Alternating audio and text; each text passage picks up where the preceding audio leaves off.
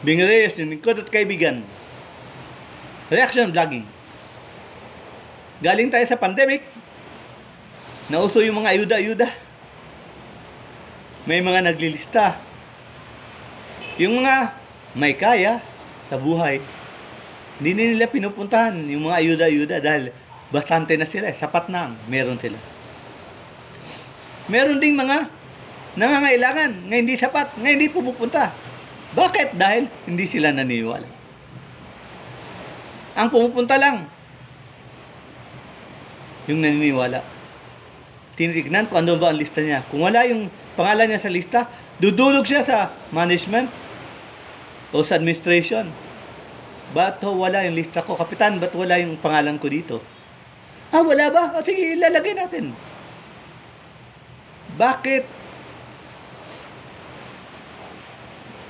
pinalagay mo pangalan mo? Una, naniniwala ka nga dapat kasama ka. Pangalawa, naniniwala ka na may kaunting ibibigay. Sapat na yon. At ginawa mo yon dahil naniniwala ka. Para may matanggap ka. Para maski na po kaunti, maipsan ang pagdurusa na iyong dinaranas. Pero ang gagawa noon, yung naniniwala. Kung hindi ka naniniwala, hindi ka mag-e-effort. Napakasimple.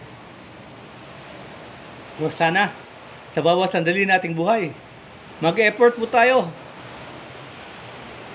Huwag magpasawalang bahala.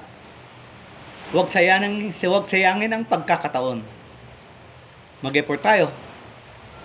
Dahil ang biyaya na ating kukunin ay biyaya para sa lahat. Biyaya na makakatulong sa atin. Biyaya nga sapat nga dahilan para maging makabuluhan nating buhay. At biyaya nga sapat na dahilan para tayo ay magpasalamat. Hanggang dito lang po. Maraming salamat. God bless.